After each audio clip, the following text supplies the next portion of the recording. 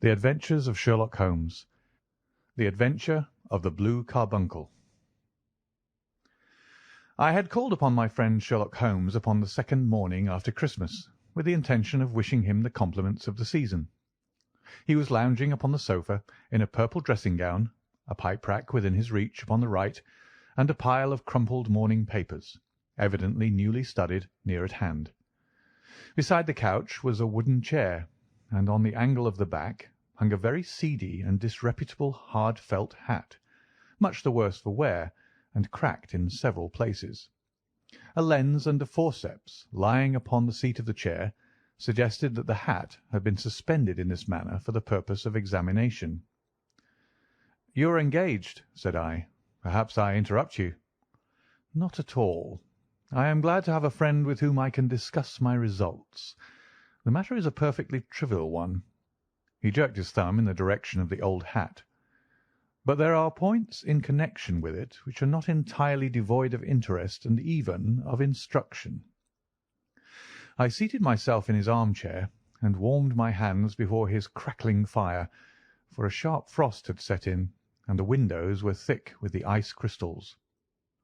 "I suppose," I remarked, "that, homely as it looks, this thing has some deadly story linked on to it, that it is the clue which will guide you in the solution of some mystery and the punishment of some crime." "No, no, no crime," said Sherlock Holmes, laughing. "Only one of those whimsical little incidents which will happen when you have 4,000,000 human beings all jostling each other within the space of a few square miles. Amid the action and reaction of so dense a swarm of humanity, every possible combination of events may be expected to take place, and many a little problem will be presented which may be striking and bizarre without being criminal. We have already had experience of such." "So much so," I remarked, "that of the last 6 cases which I have added to my notes, 3 have been entirely free of any legal crime." "Precisely. You allude to my attempt to recover the Irene Adler papers, to the singular case of Miss Mary Sutherland, and to the adventure of the man with the twisted lip. Well, I have no doubt that this small matter will fall into the same innocent category. You know Peterson, the commissionaire?" "Yes." "It is to him that this trophy belongs." "It is his hat." "No, no. He found it.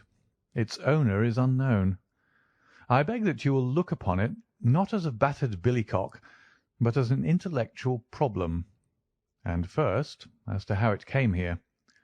It arrived upon Christmas morning in company with a good fat goose, which is, I have no doubt, roasting at this moment in front of Peterson's fire. The facts are these.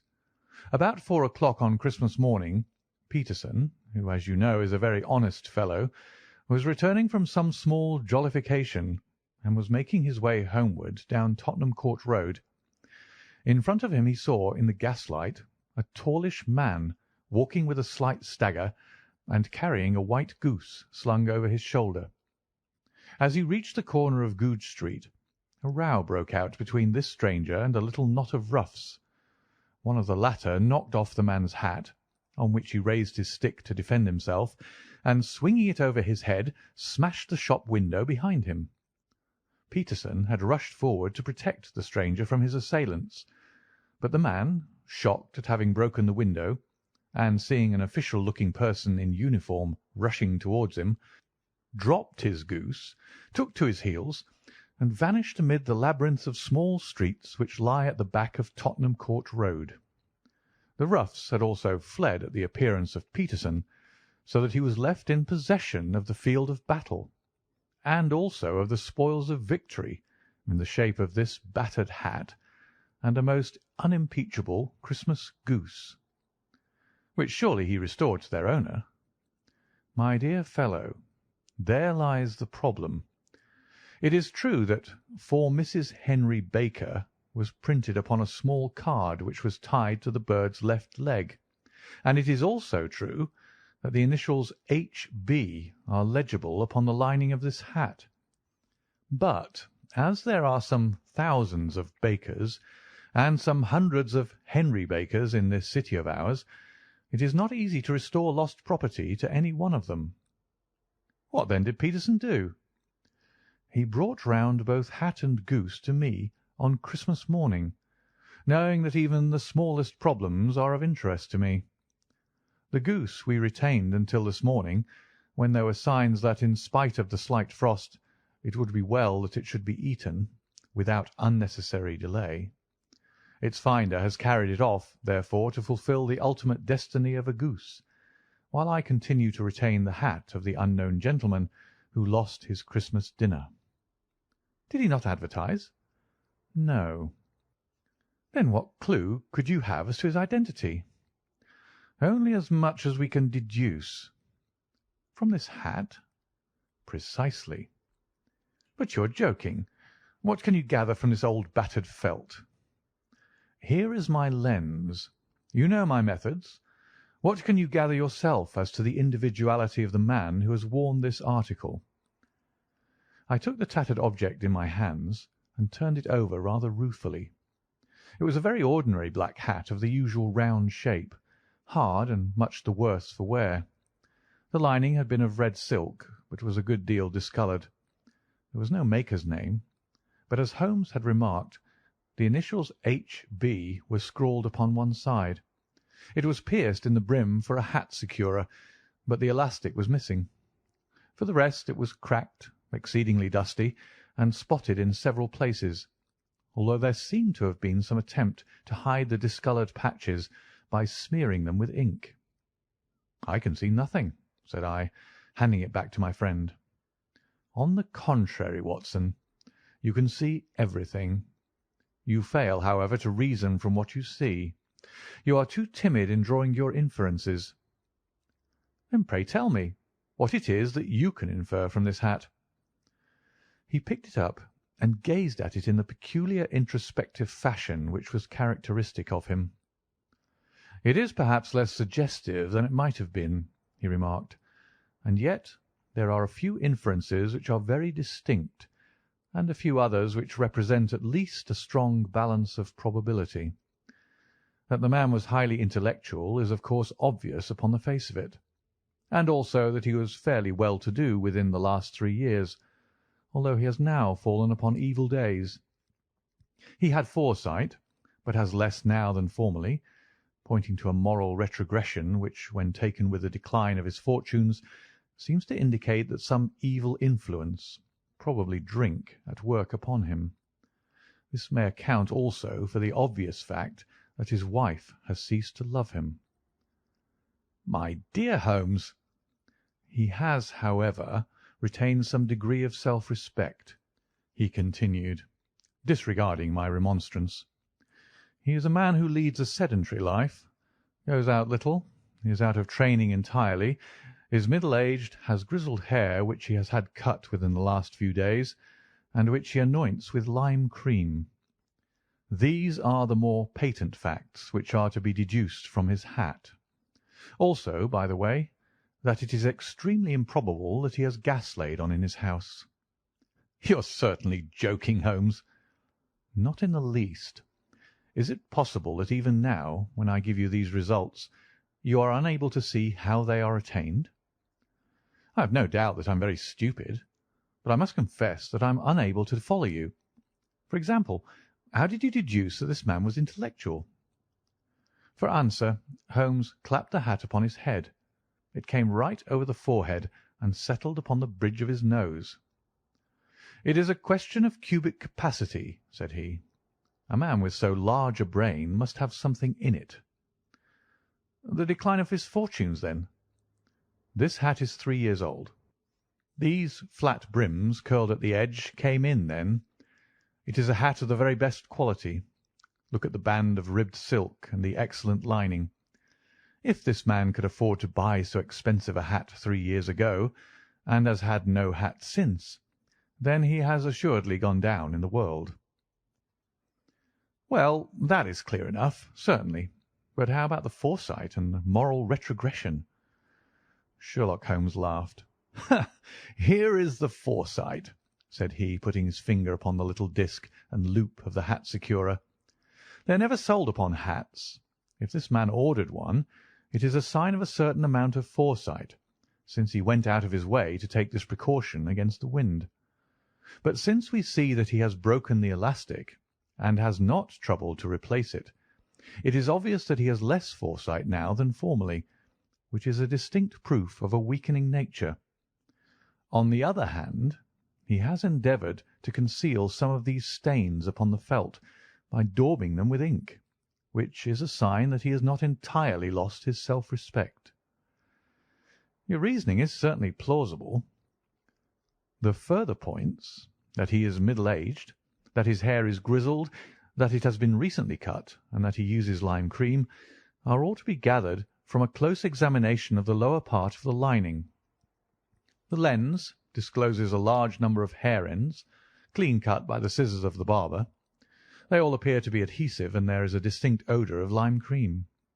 This dust, you will observe, is not the gritty, grey dust of the street, but the fluffy brown dust of the house, showing that it has been hung up indoors most of the time, while the marks of moisture upon the inside are proof positive that the wearer perspired very freely, and could therefore hardly be in the best of training.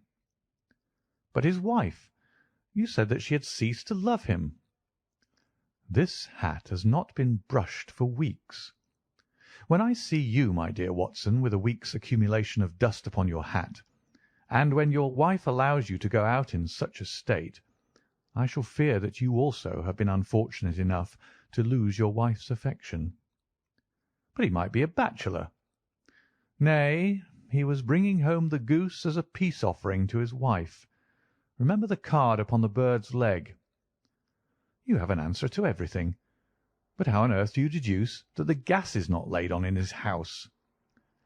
One tallow stain, or even two, might come by chance, but when I see no less than 5, I think that there can be little doubt that the individual must be brought into frequent contact with burning tallow. Walks upstairs at night, probably with his hat in one hand and a guttering candle in the other. Anyhow, he never got tallow stains from a gas jet. Are you satisfied? Well, it is very ingenious, said I, laughing. But since, as you said just now, there have been no crime committed, and no harm done save the loss of a goose, all this seems to be rather a waste of energy. Sherlock Holmes had opened his mouth to reply, when the door flew open, and Peterson, the commissionaire, rushed into the apartment with flushed cheeks and the face of a man who is dazed with astonishment. "The goose, Mr. Holmes! The goose, sir!" he gasped. "Eh? What of it, then? Has it returned to life and flapped off through the kitchen window?" Holmes twisted himself round upon the sofa to get a fairer view of the man's excited face. "See here, sir! See what my wife found in its crop!" He held out his hand and displayed upon the centre of the palm a brilliantly scintillating blue stone, rather smaller than a bean in size, but of such purity and radiance that it twinkled like an electric point in the dark hollow of his hand. Sherlock Holmes sat up with a whistle. "By Jove, Peterson," said he, "this is treasure trove indeed. I suppose you know what you've got." "A diamond, sir. A precious stone. It cuts into glass as though it were putty." "It's more than a precious stone. It is the precious stone." "Not the Countess of Morcar's blue carbuncle?" I ejaculated. "Precisely so. I ought to know its size and shape, seeing that I have read the advertisement about it in the Times every day lately. It is absolutely unique, and its value can only be conjectured, but the reward offered of £1,000 is certainly not within a 20th part of the market price." £1,000? Great Lord of mercy! The commissionaire plumped down into a chair and stared from one to the other of us. "That is the reward, and I have reason to know that there are sentimental considerations in the background which would induce the Countess to part with half her fortune if she could but recover the gem." "It was lost, if I remember aright, at the Hotel Cosmopolitan," I remarked. "Precisely so, on December 22nd, just 5 days ago. John Horner, a plumber, was accused of having abstracted it from the lady's jewel case. The evidence against him was so strong that the case had been referred to the assizes. I have some account of the matter here, I believe."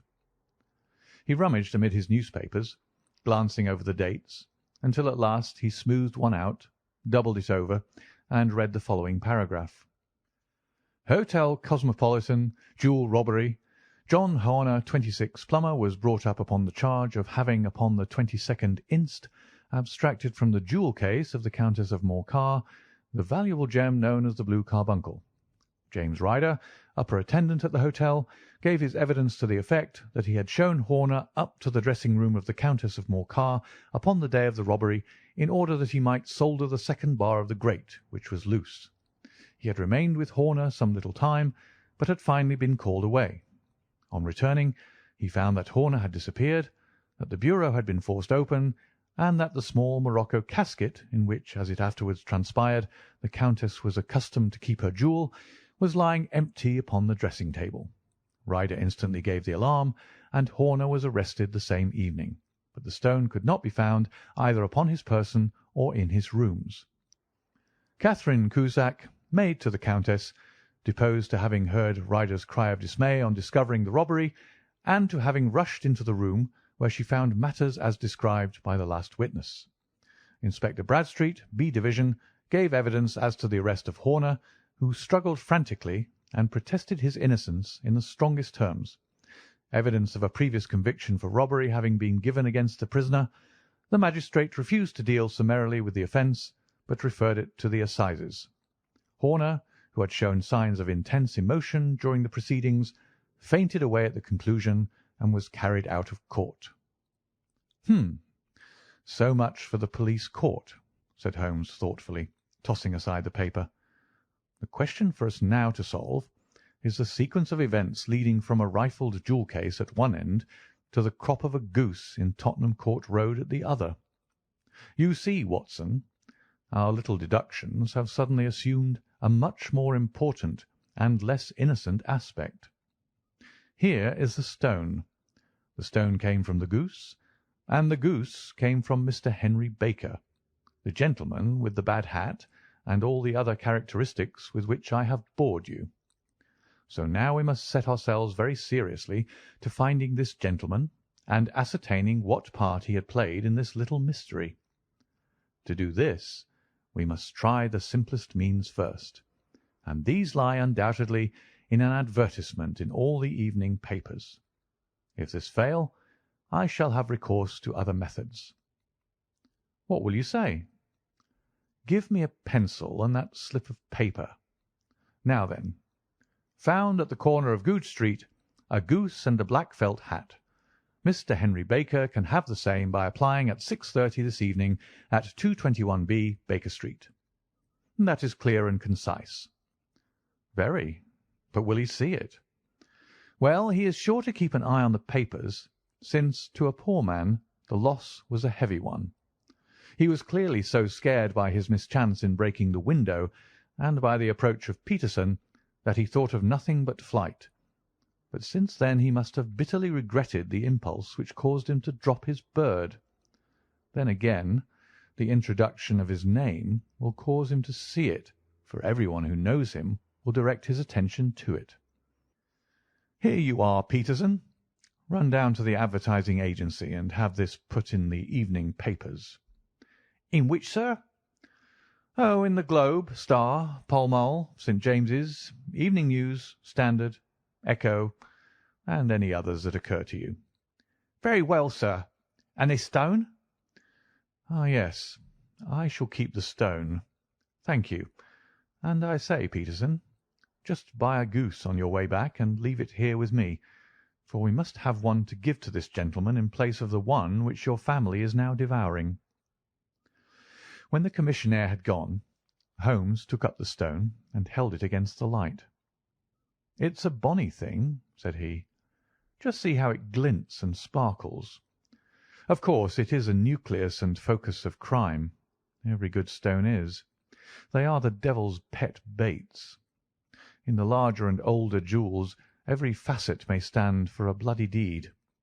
This stone is not yet 20 years old. It was found in the banks of the Arnoy River in southern China, and is remarkable in having every characteristic of the carbuncle, save that it is blue in shade instead of ruby red. In spite of its youth, it has already a sinister history. There have been 2 murders, a vitriol throwing, a suicide, and several robberies brought about for the sake of this 40-grain weight of crystallized charcoal. Who would think that so pretty a toy would be a purveyor to the gallows and the prison? I'll lock it up in my strong-box now, and drop a line to the Countess to say that we have it. Do you think that this man Horner is innocent? I cannot tell. Well, then, do you imagine that this other one, Henry Baker, had anything to do with the matter? It is, I think, much more likely that Henry Baker is an absolutely innocent man, who had no idea that the bird which he was carrying was of considerably more value than if it were made of solid gold. That, however, I shall determine by a very simple test if we have an answer to our advertisement. And you can do nothing until then? Nothing. In that case, I shall continue my professional round, but I shall come back in the evening at the hour you have mentioned, for I should like to see the solution of so tangled a business. Very glad to see you. I dine at 7. There is a woodcock, I believe. By the way, in view of recent occurrences, perhaps I ought to ask Mrs. Hudson to examine its crop. I had been delayed at a case, and it was a little after 6:30 when I found myself in Baker Street once more. As I approached the house, I saw a tall man in a Scotch bonnet, with a coat which was buttoned up to his chin, waiting outside in the bright semicircle which was thrown from the fanlight. Just as I arrived, the door was opened, and we were shown up together to Holmes's room. "Mr. Henry Baker, I believe," said he, rising from his armchair, and greeting his visitor with the easy air of geniality which he could so readily assume. "Pray take this chair by the fire, Mr. Baker. It is a cold night, and I observe that your circulation is more adapted for summer than for winter. Ah, Watson, you have just come at the right time. Is that your hat, Mr. Baker?" "Yes, sir, that is undoubtedly my hat."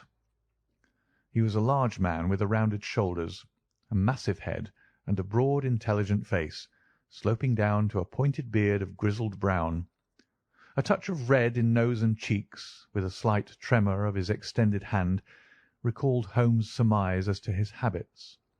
His rusty black frock-coat was buttoned right up in front, with the collar turned up, and his lank wrists protruded from his sleeves without a sign of cuff or shirt. He spoke in a slow, staccato fashion, choosing his words with care, and gave the impression generally of a man of learning and letters who had had ill usage at the hands of fortune. "We have retained these things for some days," said Holmes, "because we expected to see an advertisement from you giving your address. I am at a loss to know why you did not advertise." Our visitor gave a rather shamefaced laugh. "Shillings have not been so plentiful with me as they once were," he remarked. "I had no doubt that the gang of roughs who assaulted me had carried off both my hat and the bird. I did not care to spend more money in a hopeless attempt at recovering them." "Very naturally. By the way, about the bird, we were compelled to eat it." "To eat it?" Our visitor half rose from his chair in his excitement. "Yes, it would have been of no use to anyone had we not done so. But I presume that this other goose upon the sideboard, which is about the same weight and perfectly fresh, will answer your purpose equally well." "Oh, certainly, certainly," answered Mr. Baker with a sigh of relief. "Of course, we still have the feathers, legs, crop, and so on of your own bird, so if you wish—" The man burst into a hearty laugh. "They might be useful to me as relics of my adventure," said he, "but beyond that I can hardly see what use the disjecta membra of my late acquaintance are going to be to me. No, sir, I think that, with your permission, I will confine my attentions to the excellent bird which I perceive upon the sideboard."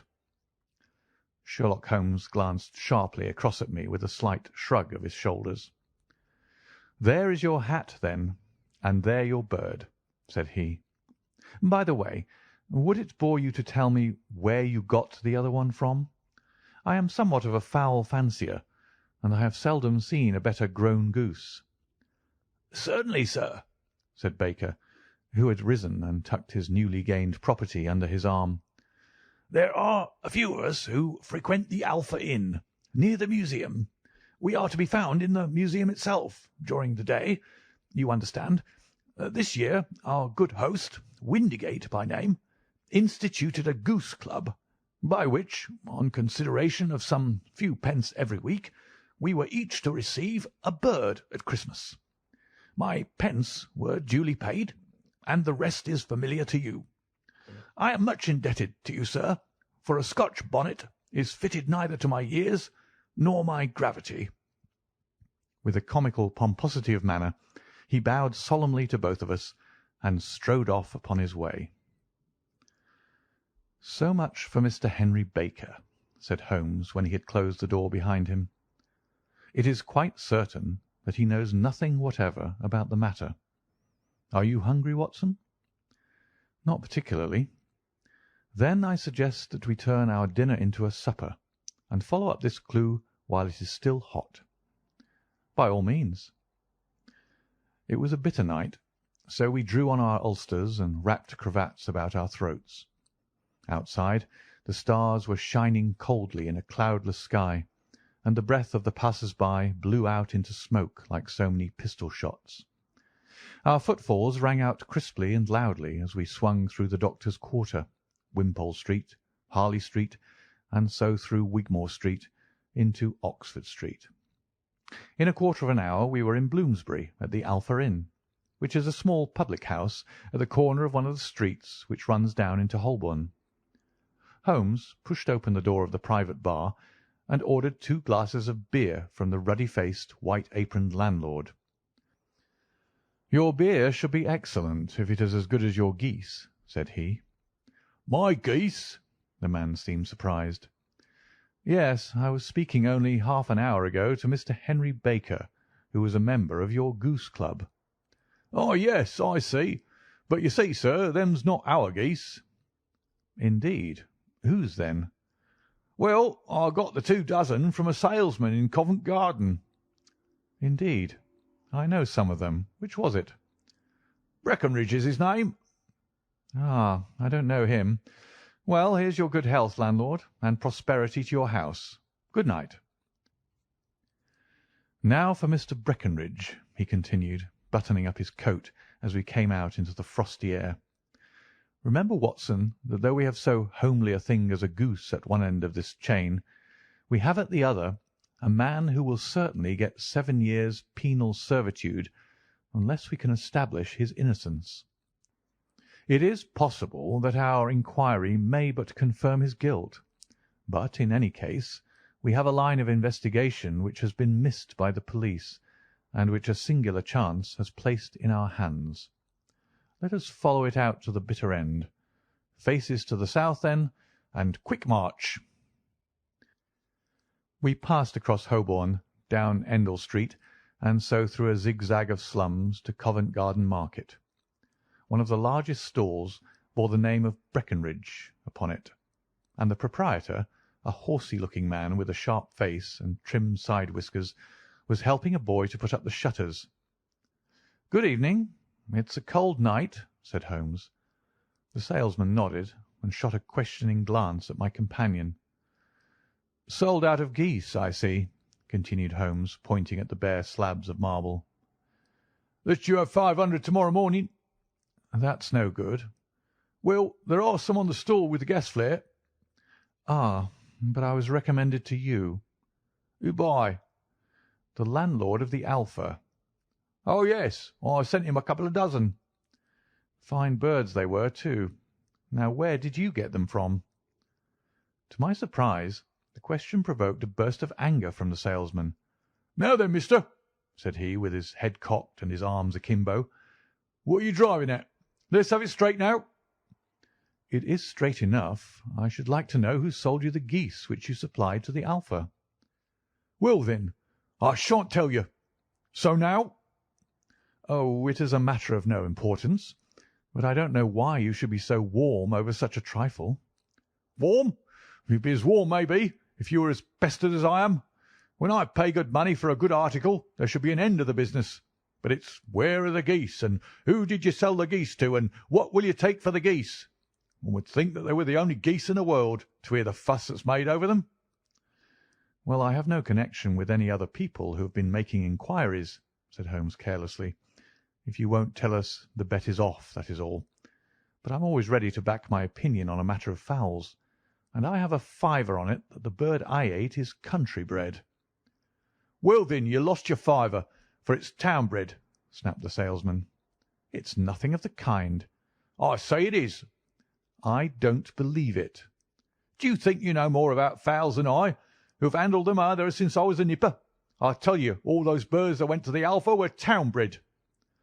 "You'll never persuade me to believe that." "Will you bet, then?" "It's merely taking your money, for I know that I'm right. But I'll have a sovereign on with you, just to teach you not to be obstinate." The salesman chuckled grimly. "Bring me the books, Bill," said he. The small boy brought round a small thin volume and a great greasy-backed one, laying them out together beneath the hanging lamp. "Now then, Mr. Cockshaw," said the salesman, "I thought that I was out of geese, but before I finish you'll find that there is still one left in my shop. You see this little book? "Well?" "That's the list of the folk from whom I buy. Do you see? Well, then, here on this page are the country folk, and the numbers after their names are where their accounts are in the big ledger. Now then, you see this other page in red ink? Well, that is a list of my town suppliers. Now look at that third name. Just read it out to me." "Mrs. Oakshott, 117 Brixton Road, 249," read Holmes. "Quite so. Now turn that up in the ledger." Holmes turned to the page indicated. "Here you are. Mrs. Oakshott, 117 Brixton Road, egg and poultry supplier." "Now then, what's the last entry?" "December 22nd, 24 geese at 7s. 6d." "Quite so. There you are. And underneath?" "Sold to Mr. Windigate of the Alpha at 12 shillings." "What have you to say now?" Sherlock Holmes looked deeply chagrined. He drew a sovereign from his pocket and threw it down upon the slab, turning away with the air of a man whose disgust is too deep for words. A few yards off he stopped under a lamp-post and laughed in the hearty, noiseless fashion which was peculiar to him.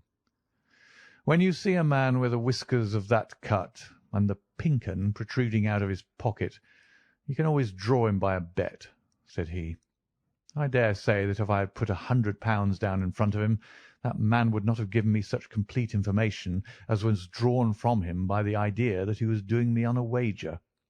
Well, Watson, we are, I fancy, nearing the end of our quest, and the only point which remains to be determined is whether we should go on to this Mrs. Oakshott to-night, or whether we should reserve it for to-morrow.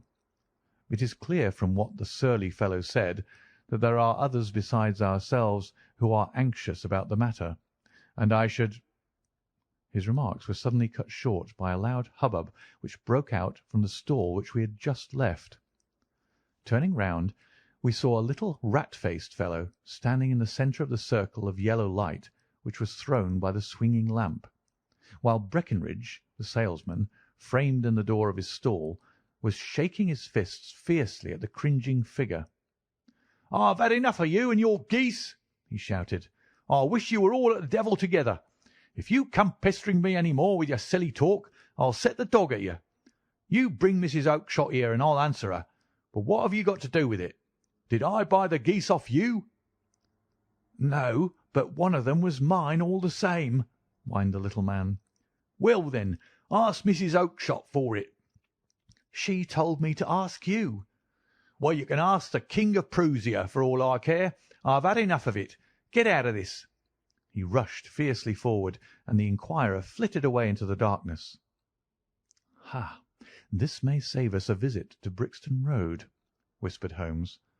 "Come with me, and we will see what is to be made of this fellow." Striding through the scattered knots of people who lounged round the flaring stalls, my companion speedily overtook the little man and touched him upon the shoulder. He sprang round, and I could see in the gaslight that every vestige of colour had been driven from his face. "Who are you, then? What do you want?" he asked in a quavering voice. "You will excuse me," said Holmes blandly, "but I could not help overhearing the questions which you put to the salesman just now. I think that I could be of assistance to you." "You? Who are you? How could you know anything of the matter?" "My name is Sherlock Holmes. It is my business to know what other people don't know." "But you could know nothing of this." "Excuse me, I know everything of it. You are endeavouring to trace some geese which were sold by Mrs. Oakshott of Brixton Road to a salesman named Breckinridge, by him in turn to Mr. Windigate of the Alpha, and by him to his club of which Mr. Henry Baker is a member." "Oh, sir, you are the very man whom I have longed to meet," cried the little fellow with the outstretched hands and quivering fingers. "I can hardly explain to you how interested I am in this matter." Sherlock Holmes hailed a four-wheeler which was passing. "In that case we had better discuss it in a cosy room rather than in this wind-swept market-place," said he. "But pray tell me, before we go farther, who it is that I have the pleasure of assisting." The man hesitated for an instant. "My name is John Robinson," he answered with a sidelong glance. "No, no, the real name," said Holmes sweetly. "It is always awkward doing business with an alias." A flush sprang to the white cheeks of the stranger. "Well, then," said he, "my real name is James Ryder." "Precisely so.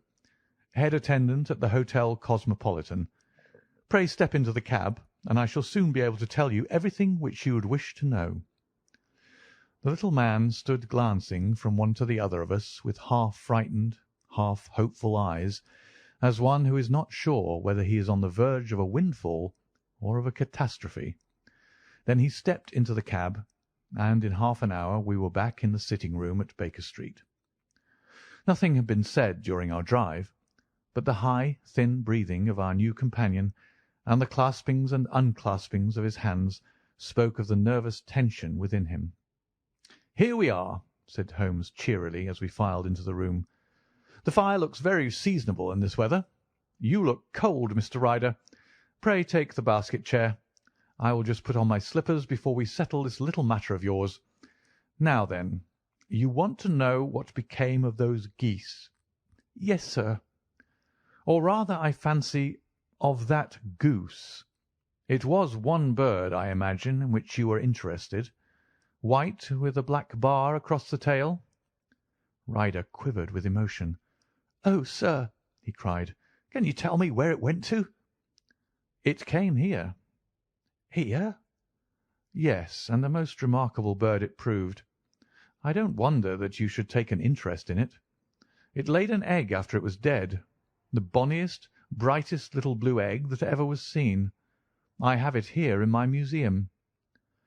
Our visitor staggered to his feet and clutched the mantelpiece with his right hand. Holmes unlocked his strong-box and held up the blue carbuncle, which shone out like a star with a cold, brilliant, many-pointed radiance. Ryder stood glaring with a drawn face, uncertain whether to claim or to disown it. "The game's up, Ryder," said Holmes quietly. "Hold up, man, or you'll be into the fire. Give him an arm back into his chair, Watson. He's not got blood enough to go in for felony with impunity. Give him a dash of brandy. So, now he looks a little more human. What a shrimp it is, to be sure." For a moment he had staggered and nearly fallen, but the brandy brought a tinge of colour into his cheeks, and he sat staring with frightened eyes at his accuser.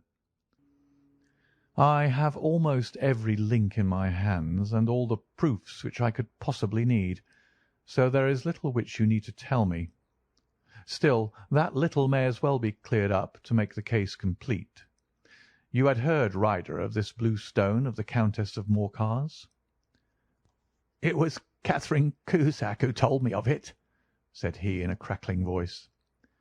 "I see. Her ladyship's waiting-maid. Well, the temptation of sudden wealth so easily acquired was too much for you, as it has been for better men before you, but you were not very scrupulous in the means you used. It seems to me, Ryder, that there is the making of a very pretty villain in you. You knew that this man Horner, the plumber, had been concerned in some such matter before, and that suspicion would rest the more readily upon him.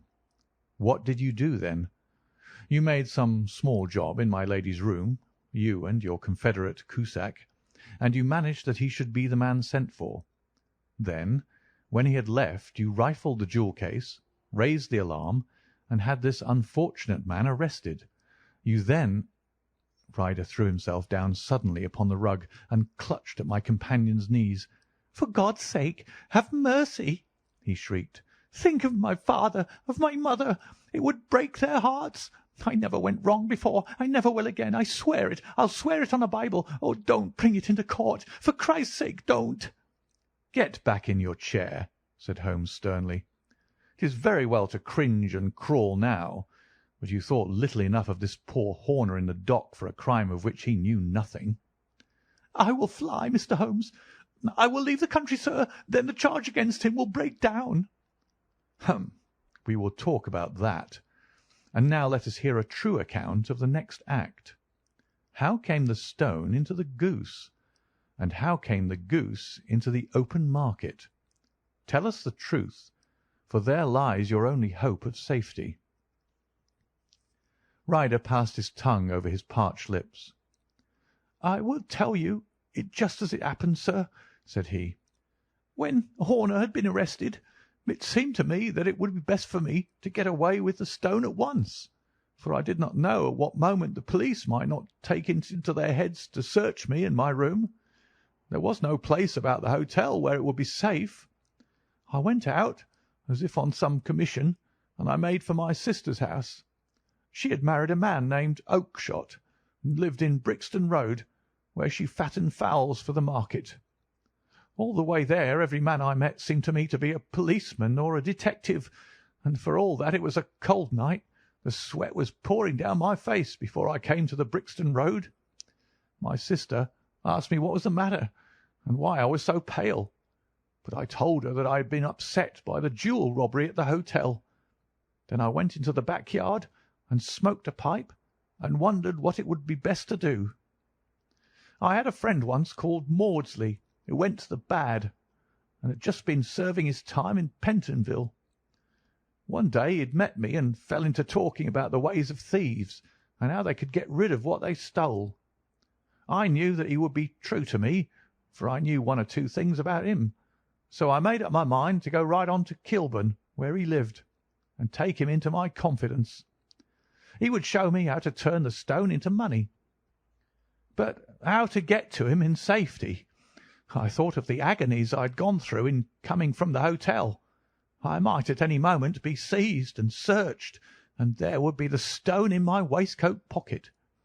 I was leaning against the wall at the time and looked at the geese which were waddling about round my feet, and suddenly an idea came into my head which showed me how I could beat the best detective that ever lived. My sister told me some weeks before that I might have the pick of her geese for a Christmas present, and I knew that she was always as good as her word. I would take my geese now, and in it I would carry my stone to Kilburn. There was a little shed in the yard, and behind this I drove one of the birds, a fine big one, white with a barred tail. I caught it, and prying its bill open, I thrust the stone down its throat as far as my finger could reach. The bird gave a gulp, and I felt the stone pass along its gullet and down into its crop. But the creature flapped and struggled, and out came my sister to know what was the matter. As I turned to speak to her, the brute broke loose and fluttered off among the others. "'Whatever were you doing with that bird, Jem?' says she. "Well," said I, "you said you'd give me one for Christmas, and I was feeling which was the fattest." "Oh," says she, "we've set yours aside for you. Jem's bird, we call it. It's the big white one over there yonder. There's 26 of 'em, which makes one for you and one for us, and 2 dozen for the market." "Thank you, Maggie," says I, "but if it is all the same to you, I'd rather have that one I was handling just now." "The other one's as good 3 pound heavier," said she, "and we fattened it expressly for you." "Never mind, I'll have the other, and I'll take it now," said I. "Oh, just as you like," said she, a little huffed. "Which is it you want, then?" "That white one with the barred tail right in the middle of the flock." "Oh, very well. Kill it and take it with you." Well, I did what she said, Mr. Holmes, and I carried the bird all the way to Kilburn. I told my pal what I had done, for he was a man that it was easy to tell a thing like that to. He laughed until he choked, and we got a knife and opened the goose. My heart turned to water, for there was no sign of the stone, and I knew that some terrible mistake had occurred. I left the bird, rushed back to my sister's, and hurried into the backyard. There was not a bird to be seen there. "Where are they all, Maggie?" I cried. "Gone to the dealer's, Jem." "Which dealer's?" "Breckenridge of Covent Garden." "But was there another with a barred tail?" I asked, "the same as the one I chose?" "Yes, Jem. There were 2 barred tails once, and I could never tell them apart." Well, then, of course, I saw it all, and I ran off as hard as my feet would carry me to this man Breckenridge, but he had sold the lot at once, and not one word would he tell me as to where they had gone. You heard him yourselves to-night. Well, he has always answered me like that. My sister thinks that I am going mad. Sometimes I think that I am myself, and now I am myself a branded thief, without ever having touched the wealth for which I sold my character. God help me! God help me!" He burst into convulsive sobbing, with his face buried in his hands. There was a long silence, broken only by his heavy breathing and by the measured tapping of Sherlock Holmes's finger-tips upon the edge of the table. Then my friend rose and threw open the door. "Get out," said he. "What, sir? Oh, heaven bless you!" "No more words. Get out." And no more words were needed. There was a rush, a clatter upon the stairs, the bang of a door, and the crisp rattle of running footfalls from the street. "After all, Watson," said Holmes, reaching up his hand for his clay pipe, "I am not retained by the police to supply their deficiencies. If Horner were in danger it would be another thing, but this fellow will not appear against him, and the case must collapse. I suppose that I am commuting a felony, but it is just possible that I am saving a soul. This fellow will not go wrong again. He is too terribly frightened. Send him to jail now, and you make him a jail bird for life. Besides, it is the season of forgiveness. Chance has put in our way a most singular and whimsical problem, and its solution is its own reward. If you will have the goodness to touch the bell, Doctor, we will begin another investigation, in which also a bird will be the chief feature."